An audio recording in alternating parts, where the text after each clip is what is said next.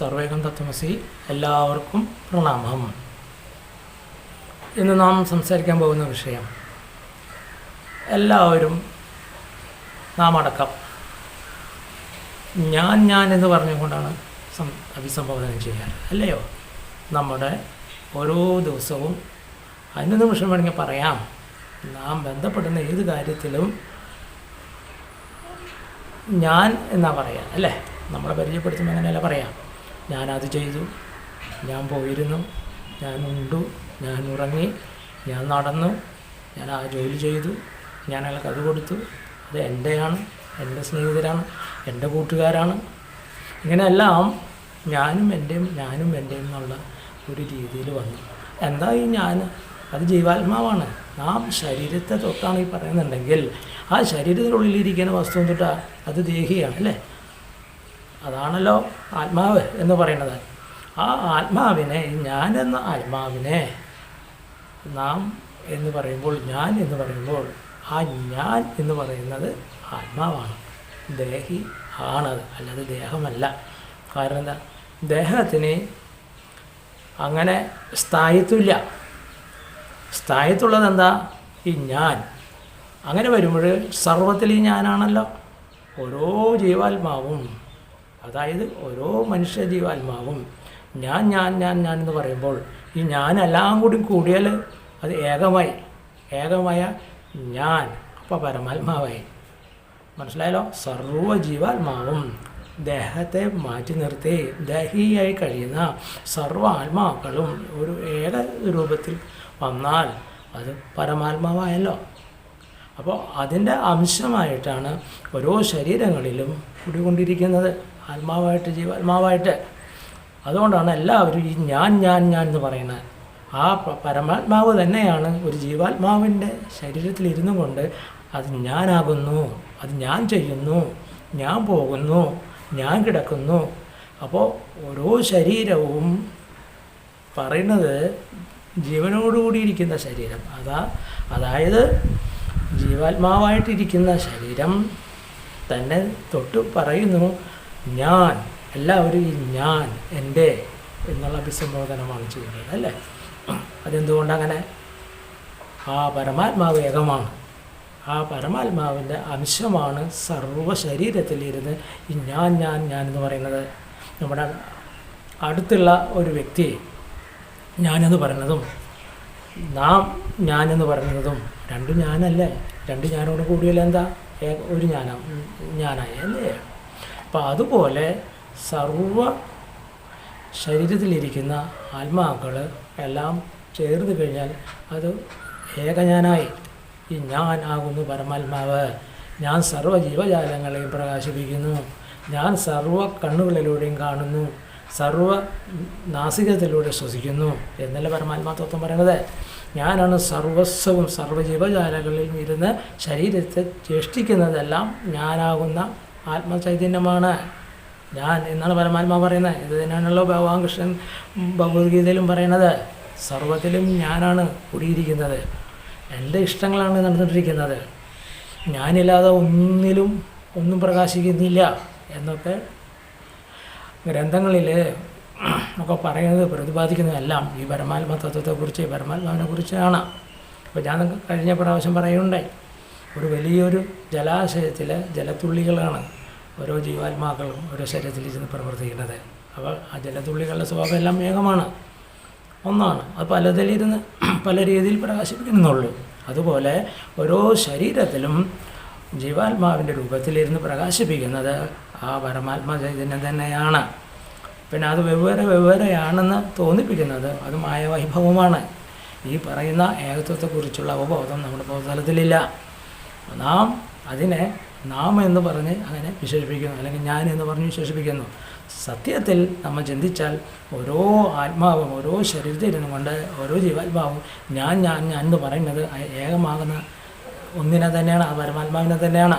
അതിൽ നിന്ന് തന്നെ നമുക്ക് മനസ്സിലാവും എല്ലാം പരമാത്മാ തത്വത്തിൽ, പരമാത്മാ ചൈതന്യത്തിലാണ് സർവവും സർവശരീരവും തുടിക്കുന്നത് എന്ന് നമുക്ക് മനസ്സിലാവും.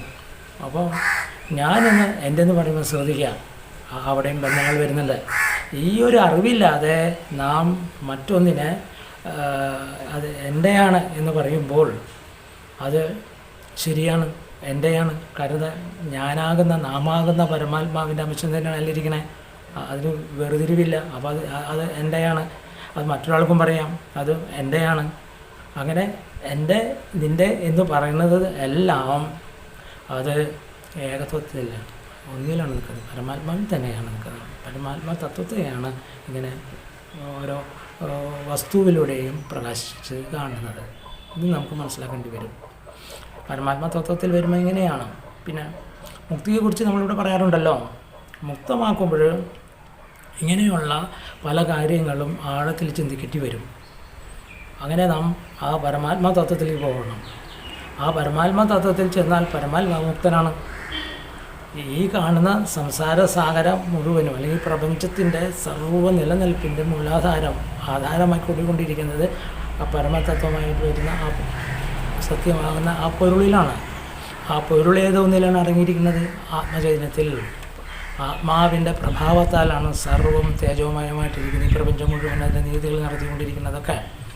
അതിനതിൻ്റെതായ നിയമങ്ങളുണ്ട്. അതെല്ലാം എവിടെ നിന്ന് വന്നു? അതെല്ലാം ആ സൃഷ്ടിയിൽ തന്നെ ആ പരമാത്മാവിൻ്റെ പൊരുളാൽ രൂപപ്പെട്ടതാണ് അതെല്ലാം. അതുകൊണ്ട് ഒരു വസ്തുവും അതിൻ്റെതായ നിയമങ്ങൾ പഠിപ്പിക്കുമ്പോൾ അതിൽ പൊരുളായിട്ടിരിക്കുന്നത് ഈ ഞാൻ എന്ന് പറയുന്ന അതേ ആത്മചൈതന്യം തന്നെയാണ്. അതിലിരുന്ന് പ്രകാശിക്കുന്നത്. അത് ഞാൻ ചെയ്തു. സൂര്യന് വേണമെങ്കിൽ അങ്ങനെ പറയാം ഞാൻ. അപ്പോൾ നിങ്ങൾക്കും പറയാം ഞാൻ. രണ്ടും ഒന്നാണ്. സൂര്യനിലിരുന്നിട്ട് സൂര്യൻ്റെതായുള്ള ധർമ്മം പാലിക്കുന്നതും നിങ്ങളിലിരുന്നിട്ട് നിങ്ങളുടെ ധർമ്മം പാലിക്കുന്നതും ഈ ഞാൻ തന്നെയാണ്. ഏകമാണ്, പരമാത്മാവാണ്. എൻ്റെ നിൻ്റെ ഉള്ളിലിരിക്കുന്നതും അത് തന്നെയാണ്. അത് നിൻ്റെയാണ്. നീ എന്ന് പറയുമ്പോൾ അത് നാം തന്നെയാണ് ആ നീയായിട്ടിരിക്കുന്നത്. ആ നീ തന്നെയാണ് ഞാനായിട്ട് വരുന്നത്. ആ ഞാനാണ് പരമാത്മാവായിട്ട് വരുന്നത്. ഏക പുരുഷഭാവം അല്ലെങ്കിൽ ഏക ആ ചൈതന്യഘടന, അതാണ് പരമാത്മാവ് എന്ന് ഇവിടെ വിശേഷിപ്പിക്കുന്നത്. അതെന്താ? പുരുഷഭാവത്തിലാണ് സർവവും മിലനമായിരിക്കുന്നത്. മനസ്സിലായോ? സ്ത്രീഭാവം പുരുഷഭാവം നമ്മൾ എടുത്താൽ പുരുഷനാണ് പ്രധാനം കൊടുക്കുന്നത്. പുരുഷഭാവമാണ് അവിടെ. അത് വിചാരിച്ചിട്ട് ഒരാണ് നമ്മൾ കാണുന്ന ഒരു പുരുഷനെ നമ്മൾ ഇവിടെ പുരുഷ സ്വരൂപങ്ങളാണല്ലോ ഇവിടെ കാണുന്ന ആണും പെണ്ണിലും ഒരു ഭാഗം മുഴുവനും പുരുഷഭാവം, മറ്റൊരു ഭാവം സ്ത്രീഭാവം. ശരിയാണ്, അതങ്ങനെ തന്നെയാണ് പരമാത്മാവിൻ്റെ ഭാവവും ഇരിക്കുന്നത്. മനസ്സിലായോ? അപ്പോൾ ഇവിടെ കാണുന്നത് എന്താ? വീര്യവും ധർമ്മബോധവും എന്തിൻ്റെയും മുൻപന്തിൽ വരും സൃഷ്ടിക്ക് കാരണമാകുന്നത് പുരുഷനാണ്, അല്ലേ? പുരുഷ ബീജം കൊണ്ടാണ് ഇവിടെ സൃഷ്ടി ജാലങ്ങൾ പരിണാമം എടുത്തു വരുന്നതൊക്കെ, ഇല്ലേ? അപ്പോൾ ആ മഹാപുരുഷഭാവത്തെ കാണുന്നതും പരമാത്മാവ് പരബ്രഹ്മം എന്നൊക്കെ പറയുന്ന തത്വത്തെ തന്നെയാണ്. പരബ്രഹ്മം എന്ന് പറയുമ്പോൾ അവിടെ ബ്രഹ്മസ്ഥാനത്ത് ഇങ്ങനെയും പരമാത്മാവെന്ന് പറയുമ്പോൾ ഈ ബ്രഹ്മത്തിൻ്റെ അംശം പര ജീവജാലങ്ങളിലൂടെ നിറഞ്ഞു നിൽക്കുന്നു. അത് പരമാത്മാവാണ്. അങ്ങനെ കാണേണ്ടി വരും. അപ്പോൾ നാം ഈ മുക്തം ആവാൻ ശ്രമിക്കുമ്പോൾ ഈ പരമാത്മ തത്വത്തിലേക്കാണ് നമ്മൾ പോകേണ്ടത്. ഏകത്വം. അപ്പോൾ ഇത് മനസ്സിൻ്റെ ഭാവമാണ്. വെച്ചാൽ മനസ്സുകൊണ്ട് പഠിപ്പിക്കണം. മനസ്സിനെ നമ്മൾ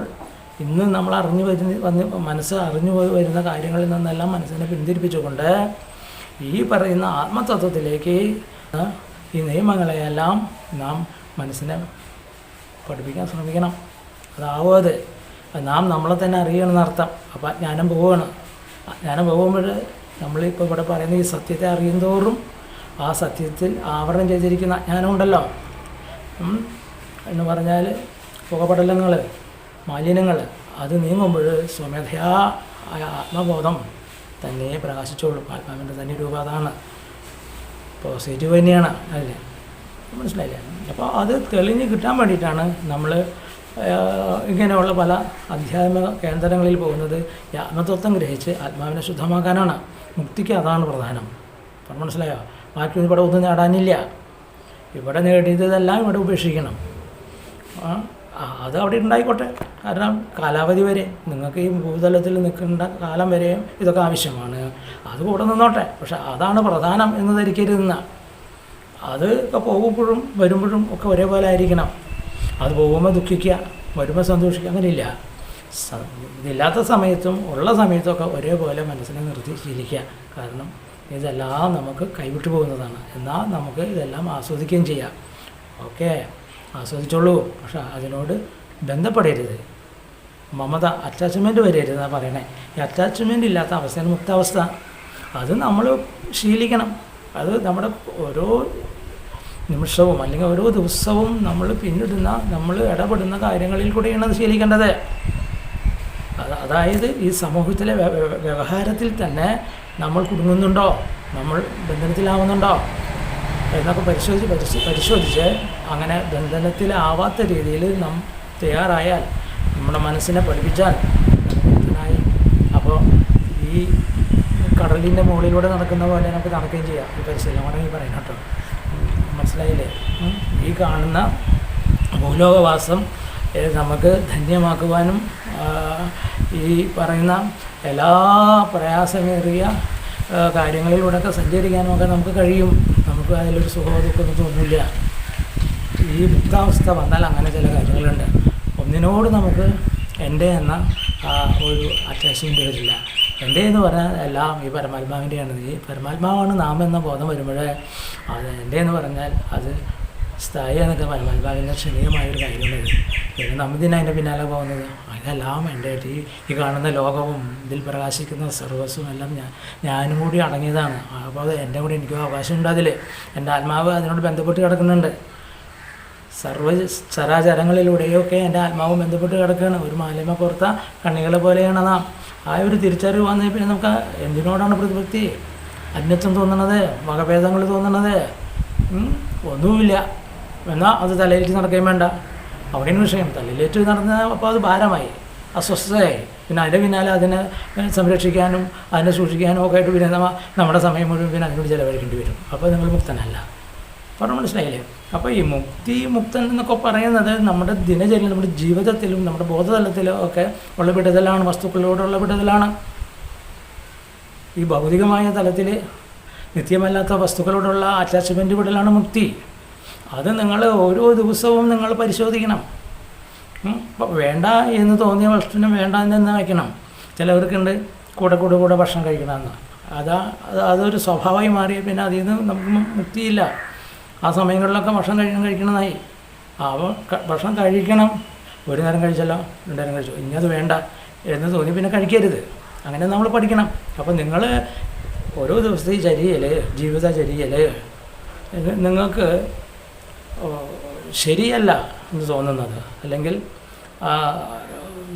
അനവധി ആവർത്തി ചെയ്തുകൊണ്ട് വരുന്ന കാര്യങ്ങളുണ്ടെങ്കിൽ അതിനോടൊക്കെ വിട പറയാം. ആവശ്യത്തിന് നമ്മളത് ഉപയോഗിക്കുക, വിട പറയാം, പഠിപ്പിക്കുക. മനസ്സ് ഇന്നലെ വരെയും അതിന് അഡിക്റ്റ് ആയിരിക്കാം, അല്ലെങ്കിൽ അതിനോട് ബന്ധപ്പെട്ട് കിടക്കണമെങ്കിലും മനസ്സിനെ നമ്മൾ പഠിപ്പിക്കുക. നമുക്ക് ഇന്നത് കിട്ടിയാൽ മാത്രമേ കാര്യം നടക്കൂ, കിട്ടിയില്ലെങ്കിൽ നടക്കില്ല എന്നൊക്കെ ഉള്ള ആ തോന്നലുകളൊക്കെ ഉണ്ടല്ലോ. അത് നീങ്ങിയാൽ മനസ്സ് മുക്തനാവും. പിന്നെ നമുക്ക് അതിനോട് കിട്ടിയാലും ശരി കിട്ടിയില്ലെങ്കിലും ശരി എന്നുള്ള ആ ഒരു മനോഭാവം വരും. ഇങ്ങനെ പഠിപ്പിച്ചെടുക്കണം. കൊച്ചു കാര്യങ്ങളിലൂടെയാണ് പഠിപ്പിച്ചെടുക്കണ്ടേ. നമ്മൾ വിചാരിക്കാൻ ചെറിയ കാര്യമല്ല, അത് സാരമില്ലാന്ന്. അത് സാരമുണ്ട്. അതൊക്കെ തന്നെ പെരുകിയിട്ടാണ് പിന്നെ അതൊക്കെ വലിയ കാര്യങ്ങളായി മാറുന്നത്. അപ്പോൾ മനസ്സിൻ്റെ പിന്നാലെ പോണേ. അപ്പോൾ ഇവിടെ എന്താ, ഇതൊന്നും എനിക്കിവിടെ ആവശ്യമില്ല. ഞാനിവിടെ വരുമ്പോൾ അമ്മയുടെ ഗർഭപാത്രത്തിൽ വരുമ്പോൾ ഇതൊന്നും കൊണ്ടുവന്നിട്ടില്ല.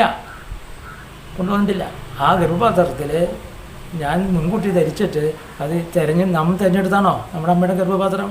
നാം തിരഞ്ഞെടുത്തതല്ല. അല്ലല്ല, അതിൻ്റെ പിന്നിൽ ഏതോ ഒരു ശക്തിയുണ്ട്. ആ ശക്തിയുടെ പ്രേരണയിലാണ് നമുക്കിപ്പോൾ അമ്മയെ വന്നിരിക്കുന്ന ഈ ജന്മത്തിൽ വന്നിരിക്കുന്ന ആ സ്ത്രീയുടെ ഗർഭപാത്രം തിരഞ്ഞെടുത്തതാരാ? നമ്മളല്ല. അങ്ങനെ നോക്കുമ്പോൾ നാം ഒന്നുമല്ല എന്ന് മനസ്സിലാവും. ഈ ഒരു തിരിച്ചറിവ് വരുമ്പോൾ അപ്പോൾ തന്നെ നമ്മൾ മുക്തമായി. നമ്മൾ എല്ലാ കാര്യങ്ങളിൽ നിന്നും മുക്തിയാവാം. എന്നിട്ട് സുഖമായി ചരിക്കാം.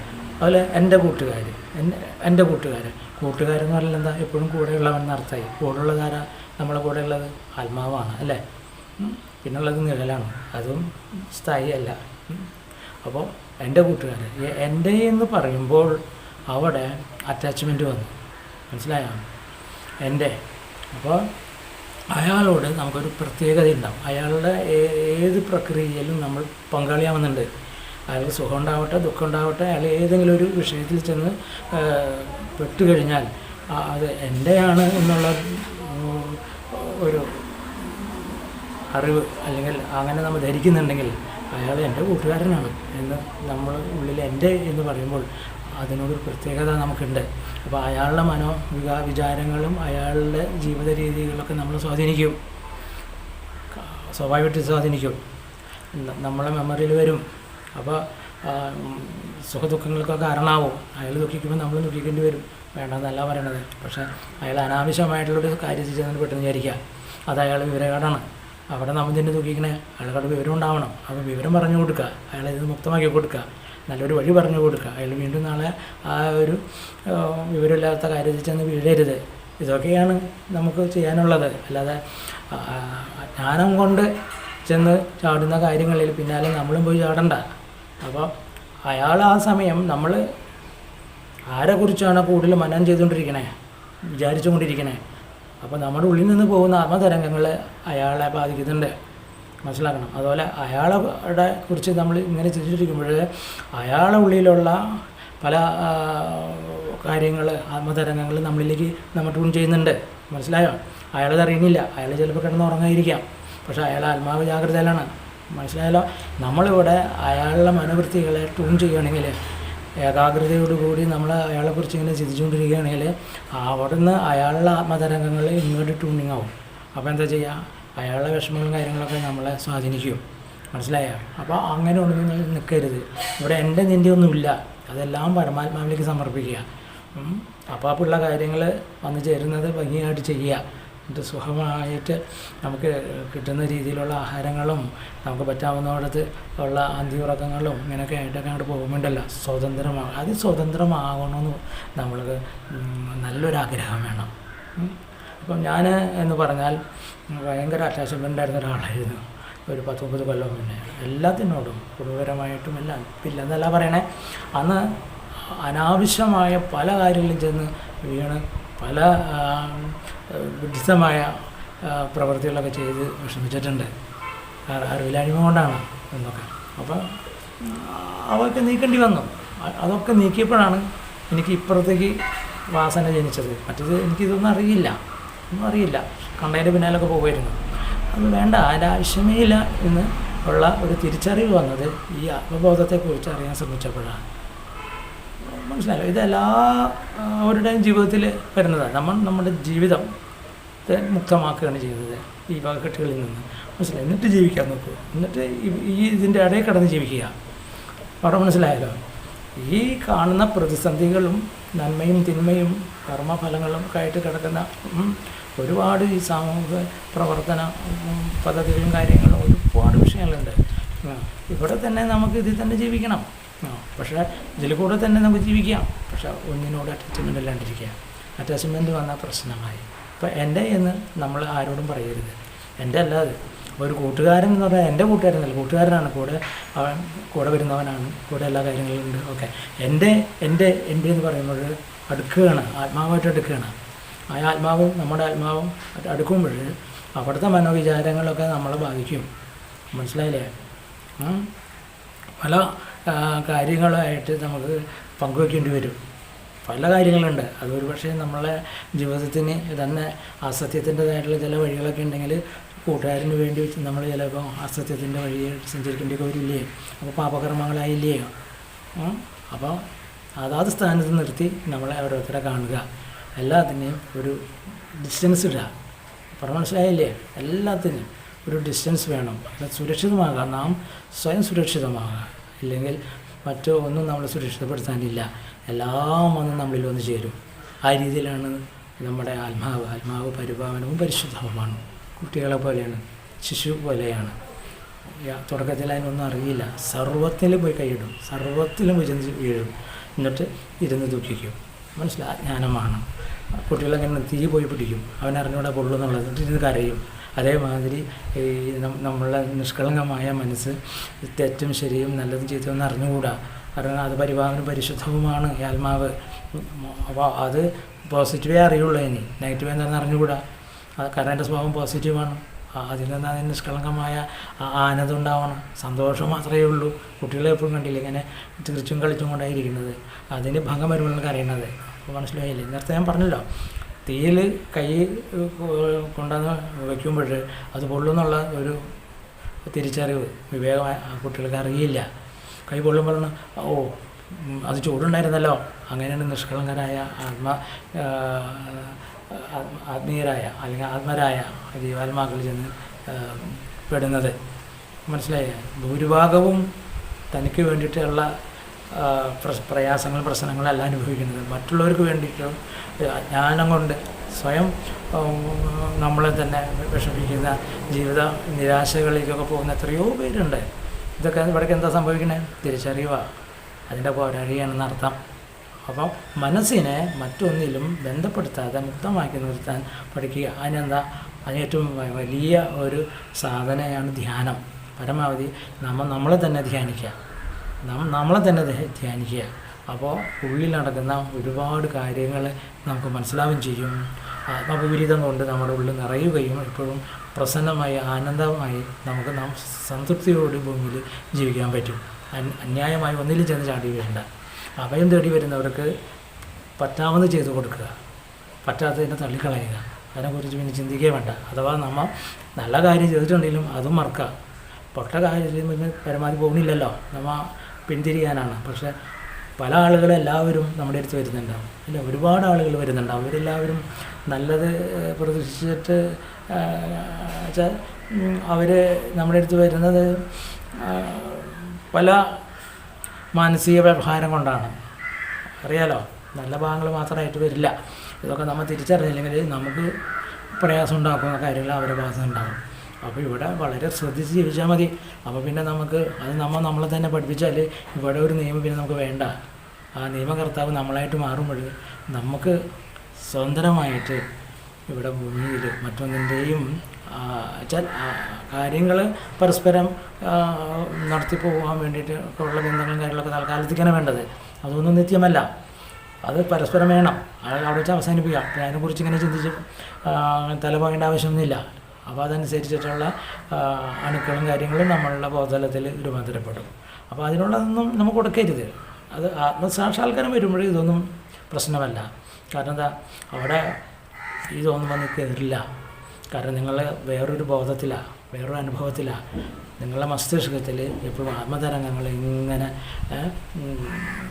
വർദ്ധിച്ചുകൊണ്ടിരിക്കുന്നു, പെരുകൊണ്ടിരിക്കുന്നു. അതിന് വരുന്ന ആനന്ദവും നാദവും ഒരു പ്രത്യേക ഒരു ലോകത്താണ് നിങ്ങൾക്ക് ഇരിക്കുന്നത്. ആത്മസാക്ഷാത്കാരത്തിന് ശേഷമുള്ള കാര്യം പറയണം കേട്ടോ. അപ്പോൾ ആ അവസ്ഥയിലേക്ക് എത്തണമെങ്കിൽ ഇതേമാതിരി ഒക്കത്തിനെയും മുക്തമാക്കി ആത്മാവിനെ ശുദ്ധമാക്കി എടുക്കുമ്പോൾ ഞാൻ ഈ പറഞ്ഞ അവസ്ഥയിലേക്ക് വരും. വന്നു കഴിഞ്ഞാൽ പിന്നെ വിഷയമൊന്നുമില്ല. കാരണം നിങ്ങൾക്ക് പിന്നെ തിരിച്ചറിയേണ്ട ആവശ്യമൊന്നുമില്ലൊക്കെ തന്നെയാണ്. അല്ലാതെ നിങ്ങൾ ചെന്ന് പെടില്ല. അതോ പെട്ടാൽ നിങ്ങൾക്ക് അത് വിഷയമല്ല. നിങ്ങൾ അവിടെ നിന്ന് മൂടും തട്ടിക്കൊണ്ട് ഇങ്ങോട്ട് പോരും. എനിക്ക് അതിൻ്റെ ആവശ്യമൊന്നുമില്ലാന്ന് അത് നിങ്ങൾക്ക് മനസ്സിലാവും. അവിടെ ദുഃഖവും പരാതിയും പിറുപിറുപ്പൊന്നുമില്ല. അങ്ങനെ ഒരു അവസ്ഥ വരും. നിങ്ങൾക്ക് മറ്റൊരാളുടെ ആവശ്യം വേണ്ടി വരില്ല. നിങ്ങൾക്കൊരു സഹായിയുടെ ആവശ്യം വേണ്ടി വരില്ല. കാരണം നിങ്ങൾക്ക് നിങ്ങൾ തന്നെയാണ് സഹായി. മനസ്സിലായല്ലോ? ആത്മജ്ഞാനം വന്നാൽ അങ്ങനെയൊക്കെ ചില കാര്യങ്ങളുണ്ട്. അതുകൊണ്ടല്ലോ വേഗം കൃഷ്ണൻ പറഞ്ഞത് ഞാൻ തന്നെയാണെന്ന്. അവൻ പരമാത്മാവിനെ പോലെ ആയി എന്നാണ് പറയുന്നത്. ഇതെല്ലാം വേദഗ്രന്ഥങ്ങളിൽ പറഞ്ഞിട്ടുണ്ട്. 5 കൊല്ലം 10 കൊല്ലം ഒക്കെ പഠിക്കുന്നുണ്ട് വായിച്ച്. പക്ഷേ ഒരു തരി പോലും ജീവിതത്തിൽ പകർത്താൻ അവർക്ക് കഴിഞ്ഞില്ല പലരും. ഞാൻ പറഞ്ഞല്ലോ 15 കൊല്ലം ഗീതയൊക്കെ പഠിച്ചിട്ട് ഇപ്പോഴും ജപം ചെന്ന് മാറിയിട്ടില്ല എന്നൊക്കെ പറയണം. മനസ്സിലാവണില്ല എന്താണ് അവർ ആദ്യം തന്നെ ഇങ്ങനെ ഉറച്ചു നിൽക്കണം എന്നുള്ളത് എന്താണെന്ന് മനസ്സിലാവണില്ല. ആയിക്കോട്ടെ, അത് അവരുടെ ടേസ്റ്റ്. അപ്പോൾ എനിക്ക് തോന്നുന്നു അവർക്ക് അടുത്ത വഴി ആയിട്ടുണ്ടാവില്ല, അല്ലെങ്കിൽ അറിയാനുള്ള സാഹചര്യം ഉണ്ടാവില്ല. അപ്പോൾ അവർക്ക് ഇപ്പോൾ അതിനോടാണ് പ്രിയം. അവർ അതിൽ തന്നെ ചരിച്ചു പോകുന്നു, അതിൽ തന്നെ ജീവിച്ചു പോകുന്നു, അത്രയേ ഉള്ളൂ. പക്ഷേ അതൊന്നുമല്ല, നമുക്ക് കവർ ചെയ്ത് പോകണം. നമ്മൾ ഓരോന്നോരോന്ന് മനസ്സിലാക്കി മുന്നോട്ടാണ് ആത്മാവിൻ്റെ ഗതി. അറിവ് നമ്മൾ സമ്പാദിക്കുകയാണ്. അതിൻ്റെ സാരങ്ങൾ ഗ്രഹിച്ച് പോകണം. സാരങ്ങൾ ഗ്രഹിച്ച് പെട്ടെന്ന് ചെന്നാൽ നമുക്ക് ആത്മസ്ഥാനത്തെത്താം. പരമമായ ആ പരമാത്മാഭാവത്തിലെത്തിയ നാമും പരമാത്മാവും ഒന്നുപോലെയായെന്നർത്ഥം. മനസ്സിലായില്ലേ? ആ പരമാത്മജ്ഞാനം, ആ സൂക്ഷ്മജ്ഞാനം നമ്മൾ തിരിച്ചറിഞ്ഞാൽ അതിൽ നിന്ന് ഭിന്നമല്ല. അത് ഏകമായി അപ്പോൾ പിന്നെ ആ പരമാത്മ ആനന്ദം മാത്രം, പരമാത്മാവിൽ നിന്നാണല്ലോ സർവ്വവും രൂപാന്തരപ്പെടുന്നത്. പരമാത്മാവിൻ്റെ എൻഡിലേക്ക് എത്തിക്കഴിഞ്ഞാൽ അതിനപ്പുറത്ത് വേറെ ഒന്നുമില്ലല്ലോ. അതേപോലെ നാം ഈ തിരിച്ചറിവ് എല്ലാം മനസ്സിലാക്കി സൂക്ഷ്മത്തിൻ്റെ കാര്യകാരണങ്ങളൊക്കെ മനസ്സിലാക്കിയ സൂക്ഷ്മഭാവത്തിൽ ചെന്ന് നിന്ന്, അല്ലെങ്കിൽ നമ്മുടെ മനസ്സ് ആ ഭാവത്തിൽ നിറഞ്ഞ് നിന്ന് കഴിഞ്ഞാൽ പിന്നെ അപ്പുറത്ത് വേറെ ഒന്നുമില്ല. അപ്പോൾ ആ പരമാത്മാവിൻ്റെ അവസ്ഥ പോലെ തന്നെ നമുക്ക് ഒന്നും നമ്മളെ വന്ന് ബാധിക്കാതെ എന്നാൽ എല്ലാം അപ്പുറത്ത് നടക്കുന്നുണ്ട്. പക്ഷേ പരമാത്മാവിനൊന്നും ബാധിക്കുന്നില്ല. അതേപോലെ നമ്മുടെ ചിത്തത്തെയും നമ്മുടെ ബോധത്തെയും ഒന്നും ബാധിക്കില്ല. ആ അവസ്ഥയിൽ വന്ന് നിൽക്കണം. അതിനുള്ള അറിവാണ് നമ്മൾ സാധനാത്മകമായോ ആശ്രമങ്ങളിലോ ഗുരുക്കന്മാരിൽ നിന്നൊക്കെ പഠിക്കേണ്ടത്. എന്നിട്ട് എന്താ, ഒറ്റയ്ക്ക് തന്നെ ശരിക്കുക, ഒറ്റയ്ക്ക് തന്നെ നിങ്ങൾ ശീലിക്കുക. കൂട്ടത്തിലിരുന്നല്ല ശരിക്കണ്ടേ. നിങ്ങൾ കൂട്ടമായിട്ടല്ല ഇവിടെ മുക്തി കിട്ടുന്നത്. അത് ഓരോരുത്തരുടെ ജന്മത്തിൻ്റെ കർമ്മവാസന അനുസരിച്ച് ആയിരിക്കും. ഓക്കെ, അത് അംഗീകരിക്കണം. പക്ഷേ നിങ്ങൾ മനസ്സ് വെച്ചാൽ നിങ്ങൾക്ക് ഏത് കർമ്മഫലവും മൃത്യു വന്നു ചേരാൻ സാഹചര്യങ്ങളുണ്ടെങ്കിൽ തന്നെ അതുപോലും മറികടക്കാൻ പറ്റും. മനസ്സിലായി? നിങ്ങളുടെ തലയിലെഴുത്ത് തന്നെ മാറ്റാൻ പറ്റും, അത് ഉറപ്പ്. നിങ്ങളുടെ കർമ്മഫലം ഉണ്ടല്ലോ, അത് ബ്രഹ്മജ്ഞാനം കൊണ്ട് നിങ്ങൾ ഞാനീ പറയുന്ന മുക്തിയുടെ പദത്തിലേക്ക് എത്തിക്കഴിഞ്ഞാൽ അതൊക്കെ വിട്ടുപോയിട്ടുണ്ടാവും. കാരണം അതാത് വഴിയിൽ ജീവിതഗതി നടന്നുകൊണ്ടിരിക്കും ആത്മാവിൻ്റെ. അതാത് വഴിയിൽ ഇതേമാതിരി ശരീരം ഇടയ്ക്കിടയ്ക്കൊക്കെ ഉപേക്ഷിക്കേണ്ടതായ ചില കാര്യങ്ങളൊക്കെ ഉണ്ടെങ്കിൽ വിഷയങ്ങളാണ്. അതാണ് മരണം നമ്മൾ ഇവിടെ പറഞ്ഞിരിക്കുക. പക്ഷേ നിങ്ങൾ ഈ പരമാത്മതത്വത്തിലേക്ക് പോകുമ്പോൾ ഈ മരണം പോലും മൃത്യു പോലും വിട്ടുപോകും. നിങ്ങൾ സ്ഥായിയായി തന്നെയുള്ള ആ ജീവമുക്തിയിലേക്ക് നിങ്ങൾക്ക് പ്രവേശിക്കാൻ കഴിയും. ജീവമുക്തി മനസ്സിലായ അതിലേക്ക് പ്രവേശിക്കാൻ കഴിയും. അപ്പോൾ അത് നിങ്ങളുടെ ആരോഗ്യം ത്തിൻ്റെ അവസ്ഥ അനുസരിച്ചിട്ട് ഈ ശരീരത്തിൽ എത്ര നാൾ ഇരിക്കാൻ കഴിയുന്നുവോ അത്ര നാൾ നിങ്ങൾക്ക് ഈ കൂട്ടിൽ തന്നെ ഇരിക്കാൻ പറ്റും. ഈ ആത്മാവിനെ അതിനെ ഇതേമാതിരി ദുരുപയോഗപ്പെടുത്തി അതിനെ മോശമാക്കി അതിനെ വേണ്ടാത്ത കർമ്മങ്ങളിലൊക്കെ കൊണ്ടുപോയി നശിപ്പിച്ച് നമ്മൾ വേഗം മൃത്യു പദത്തിലേക്ക് പ്രവേശിക്കേണ്ട. അതാണ് ക്ഷേത്രത്തെ പോലെ ശരീരത്തെ കാണാനൊക്കെ പറയണേ. അതെല്ലാ നിലയ്ക്കും കാണണം. അശുദ്ധമാക്കരുത് നിങ്ങളുടെ ശരീരത്തെ. കാരണം എന്താ, അതിൽ ക്ഷേത്രജ്ഞനെന്ന ആ ദിവ്യമായ പരമാത്മാവിൻ്റെ അംശമായ ജീവാത്മാവിരിക്കുന്ന ദേഹിയുടെ രൂപത്തിൽ ഇതൊക്കെ പറയുന്നുണ്ടല്ലോ. ഇതൊക്കെ തന്നെയല്ലേ വേദങ്ങളിൽ പറയണത്. അപ്പോൾ നിങ്ങൾ സ്വതന്ത്രമായി അന്വേഷിക്കുക. ഏത് അന്വേഷണത്തിലേക്ക് തിരിയുമ്പോൾ കൂട്ടമായിട്ട് തിരിയരുത്. നിങ്ങൾ എല്ലാ വശങ്ങളിലൂടെയും കടന്നു ചെന്ന് നിങ്ങൾ മുക്തനാവാൻ തുനിയുമ്പോൾ അവനവൻ തന്നെ അതിനു വേണ്ടി സ്വതന്ത്രമായി ഒറ്റയ്ക്ക് തന്നെ അതിനോട് പ്രയത്നിക്കുക. വ്യക്തിപരമായി സ്വതന്ത്രമായി ഒന്നിൻ്റെ അടിമപ്പെട്ട് പോകേണ്ട ആവശ്യമൊന്നുമില്ല. നിങ്ങൾ സ്വതന്ത്രമായി തന്നെ അതിനു വേണ്ടി പ്രയത്നിക്കാനാണ് ഞാൻ പറഞ്ഞത്. തനിച്ച് തന്നെ ശീലിക്കുക, തനിച്ച് തന്നെ നിങ്ങൾ അത് അനുഭവിക്കാൻ ആണ് പോകുന്നത്. കൂട്ടത്തിൽ ഒന്നും ഒരേപോലെയൊന്നും ആത്മവൃത്തിയൊന്നും സംഭവിക്കാൻ പോകുന്നില്ല, ആത്മശുദ്ധീകരണമൊന്നും സംഭവിക്കാൻ പോകുന്നില്ല. അത് ആദ്യം മനസ്സിലാക്കാം. അവനവൻ തന്നെ അതിനുവേണ്ടി പ്രയത്നിക്കുക, തനിച്ച് പ്രയത്നിക്കുക. അതിന് പറ്റുന്ന ഒരു ഗുരുവിനെ കണ്ടെത്തുക. ആ ഗുരുവിൻ്റെ സന്ദേശങ്ങളും നിർദ്ദേശങ്ങളും ആശയങ്ങളും എല്ലാം ഉൾക്കൊണ്ടുകൊണ്ട് നിങ്ങൾ മാറി ഇരുന്ന് നിങ്ങൾ ശീലിക്കുക. അദ്ദേഹം പറഞ്ഞു തന്നിട്ടുണ്ടാവും, നിങ്ങൾക്ക് തനിച്ച് തന്നെ ചെയ്യാവുന്നതാണ്. അദ്ദേഹം ആ വഴി കാണിച്ചു തരുന്ന ആളാണ്. അല്ലാണ്ട് അദ്ദേഹത്തിന് വേറെ പണിയൊന്നുമില്ല. പോകേണ്ടത് നിങ്ങളാണ്, ശുദ്ധമാവേണ്ടത് നിങ്ങളാണ്. തനിച്ച് തന്നെ ചെയ്യാനാണ് ഞാൻ പറയണേ. നിങ്ങൾ 10, 15, 20 കൊല്ലങ്ങളൊക്കെ ഓരോ സ്ഥലങ്ങളിൽ പോയിട്ട് മുക്തി കിട്ടിയിട്ടില്ല. ഇനി ഒരു 5, 6, 8, 10 ജനങ്ങളെടുക്കുമ്പോൾ മുക്തി കിട്ടാൻ വേണ്ടിയിട്ടാണ് ഇപ്പോൾ ഞങ്ങൾ സാറ് 15 കൊല്ലം ചിലവ് ചെയ്ത് 10 കൊല്ലമൊക്കെ ചിലവ് ചെയ്തെന്ന് പറയുന്നിടത്ത് ജീവിക്കാൻ പറ്റുന്നില്ല. കാരണം നിങ്ങൾ മുക്തിക്ക് വേണ്ടി ചിലവ് ചെയ്യൂ. അപ്പോൾ 15 ഇനി വരാൻ പോകുന്ന ജന്മങ്ങളൊന്നും കാത്തിരിക്കണ്ട. ഈ ജന്മത്തിൽ തന്നെ നിങ്ങൾക്ക് മുക്തി കിട്ടിയിരിക്കും. പക്ഷെ മുക്തിയുടെ മാർഗത്തെ അന്വേഷിക്കണം. അവിടെയാണ് വിഷയം. നിങ്ങൾ മുക്തിയുടെ മാർഗത്തെയാണോ, മുക്തിയിൽ തന്നെയാണോ നിങ്ങളുടെ മനസ്സ് നിലനിൽക്കുന്നത് എന്ന് നിങ്ങൾ മനസ്സിലാക്കണം, പരിശോധിക്കണം. അതിൽ നിന്ന് വ്യതിചലിക്കുന്ന ഒരു കാര്യങ്ങളിലേക്കും ചാടരുത്. മനസ്സിലായില്ലേ? ഇങ്ങനെ നമ്മൾ പരിശ്രമിക്കൂ. അത് ഗൃഹസ്ഥാശ്രമികൾക്ക് എല്ലാവർക്കും പറ്റും. അല്ലാതെ അത് യോഗികൾക്ക്, സന്യാസികൾക്ക്, അല്ലെങ്കിൽ ഇങ്ങനെ ബ്രഹ്മചാരികൾക്ക്, അല്ലെങ്കിൽ ഇതിന് മാത്രം ജനിച്ച ആളുകളെന്നൊക്കെ അങ്ങനെ ഒന്നും ഭഗവാൻ സൃഷ്ടിച്ചിട്ടൊന്നുമില്ല. അതിലുള്ള സിറ്റുവേഷൻ, സാഹചര്യങ്ങൾ വരുമ്പോൾ അവരൊക്കെ അതിലേക്ക് പോകുന്നതേ ഉള്ളൂ. ആർക്കും പോവാം, ആർക്കും ചെയ്യാം. പക്ഷേ ഗൃഹസ്ഥാശ്രമികൾക്കാണ് കുറേ കൂടി മെച്ചം. കാരണം അവർക്ക് ഈ അവസ്ഥയിൽ ഇരുന്നുകൊണ്ട് തന്നെ കളത്തറ ബന്ധുമിത്രാദികളോട് കൂടി തന്നെ അവരുടെ സ്നേഹമൊക്കെ നേർന്ന് അവർക്ക് ഒരു അഭ്യാസിയെ പോലെ അവർക്ക് കാലം കഴിക്കാം. ഇപ്പോൾ ഭാര്യ ഉണ്ടായിക്കോട്ടെ, മക്കളുണ്ടായിക്കോട്ടെ, ഭർത്താവ് ഉണ്ടായിക്കോട്ടെ, ഇതിൽ ആണ് പെണ്ണൊന്നും ഇല്ല കേട്ടോ. മുക്തി എല്ലാവർക്കും പറഞ്ഞിട്ടുള്ള കാര്യമാണല്ലോ. അവിടെ ലിംഗഭേദമൊന്നുമില്ല, എല്ലാവർക്കും പറ്റും. അത് നിങ്ങളായിരിക്കുന്ന അവസ്ഥയിൽ ഇപ്പോൾ ഗൃഹസ്ഥാശ്രമമാണെങ്കിൽ ആ ഗൃഹസ്ഥാശ്രമത്തിൽ തന്നെ നിങ്ങൾക്ക് ഈ തിരിച്ചറിവോടുകൂടി അതിനൊന്നും ബന്ധപ്പെടാതെ അവരുടെ കൂടെ തന്നെ ഇരുന്നു കൊണ്ട് നിങ്ങൾക്ക് മുക്തിപദം പോകാം. അല്ലാതെ തെറ്റൊന്നും ധരിക്കണ്ട. അതിനുവേണ്ടി ഒരു പ്രത്യേക ഒരു മേഖല, കുടുംബവും പ്രാരബ്ധവും ഒക്കെ വിട്ടെറിഞ്ഞ് പോയിട്ട് ഒരു സ്ഥലത്ത് പോയിരിക്കുക എന്ന് പറഞ്ഞു കഴിഞ്ഞാൽ എല്ലാവർക്കും കഴിയുന്ന കാര്യമല്ല. അതല്ല, ഗൃഹസ്ഥാശ്രമം തന്നെ നമുക്ക് ആശ്രമമായി മുക്തിപദത്തിന് വേണ്ടി നമുക്ക് ഉപയോഗിക്കാം. അതൊരു കലയാണ്, മനസ്സിലായില്ലേ? ആ ഒരു രീതി നമ്മൾ ശീലിച്ചാൽ മതി. അപ്പോൾ അവരുടെ കൂടെ തന്നെ ഇരിക്കാം. ഇപ്പോൾ ഭാര്യ ഇരുന്നോട്ടെ, മക്കളിരുന്നോട്ടെ, മറ്റ് ബന്ധുമിത്രാദികളൊക്കെ ഇരുന്നോട്ടെ, സമ്പത്തിരുന്നോട്ടെ, ഒക്കെ ഇരുന്നോട്ടെ. പക്ഷേ അതിൽ നിന്നൊക്കെ മുക്തമായി നിലകൊള്ളാനുള്ള ഒരു മാനസികാവസ്ഥ നിങ്ങളതൊന്നും ബാധിക്കുന്നില്ല.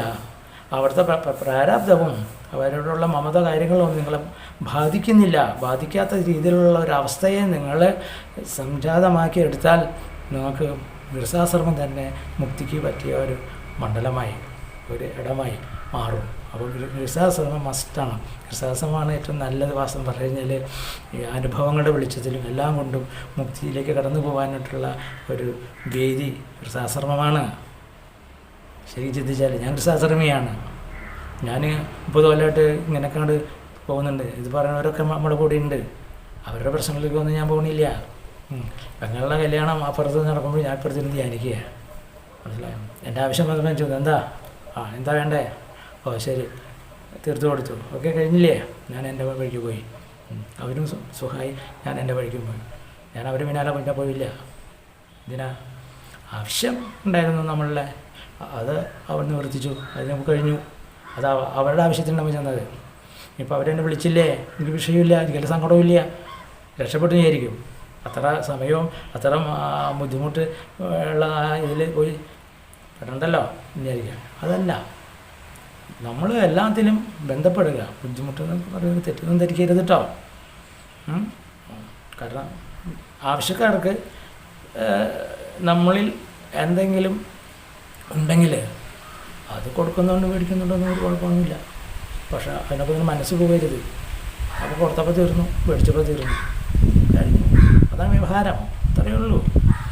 അതിനെക്കുറിച്ച് പിന്നെ ചിന്തിച്ചിരിക്കാനൊന്നും നമ്മളെ കിട്ടില്ല. അതാണ് മനസ്സിനെ പഠിപ്പിക്കേണ്ടത്. വിട്ടുകളയാ, സർവ്വം വിട്ടുകളയാ. നാളത്തെ കുറിച്ചൊന്നും ചിന്തിക്കണ്ട.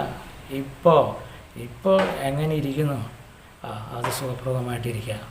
പരമാവധി അങ്ങനെയുള്ള സമയങ്ങളിൽ തന്നിൽ തന്നെ രമിച്ച് കണ്ണുകളടച്ചിരിക്കുക. ശിവഭഗവാന്റെ ഇരിക്കുന്ന പോലെ തന്നെ അവനവൻ്റെ പ്രാണനിൽ മനസ്സിനെ ലയിപ്പിച്ച് ഈ പ്രപഞ്ചം മുഴുവൻ വ്യാപിച്ച് ഇരിക്കുക. കാരണം പ്രാണൻ സർവ്വ ജീവജാലങ്ങളിൽ പ്രപഞ്ചം മുഴുവനും നിറഞ്ഞു നിൽക്കുന്നതാണ് പ്രാണൻ. നമ്മുടെ പ്രാണനെ ആ പ്രാണനാടി ലയിപ്പിച്ചിരിക്കുക, വിശ്വസ്വരൂപനായിട്ടിരിക്കുക. അതിന് കഴിയണം പരമമായ മുക്താവസ്ഥ. ശൂന്യതാണ് അവിടെ. എന്നല്ലാണ്ട് കേട്ടോ, മനോഭാവം കൊണ്ട് അവക ദൃശ്യങ്ങളും കാര്യങ്ങളിലും ഒന്നും ചേരാത്തൊരവസ്ഥയുടെ ശൂന്യം എന്ന് പറഞ്ഞാൽ, അല്ലാതെ ബീജത്തിലുള്ള ശൂന്യം അല്ല പറയുന്നത് കേട്ടോ. ഇങ്ങനെ കുറച്ച് കാര്യങ്ങളൊക്കെ മനസ്സിലാക്കാൻ പോകണം. അപ്പോൾ നല്ല ഒരു എന്താ പറയുക, നല്ലൊരു മൂഡ്, നല്ലൊരു ഫീല്.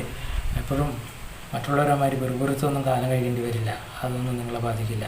സമാധാനപരമായ ഒരു ജീവിതവും പരമമായ ഒരു ആനന്ദവും സുഖപ്രദമായ ഒരവസ്ഥയിലും ഇരിക്കാൻ കഴിയും. അതാണ് മുക്തി നേടിയാലുള്ള ഗുണം. അതിനായിരിക്കട്ടെ നമ്മളുടെ ഈ ജീവിതം. ഓം ശാന്തി ശാന്തി ശാന്തി.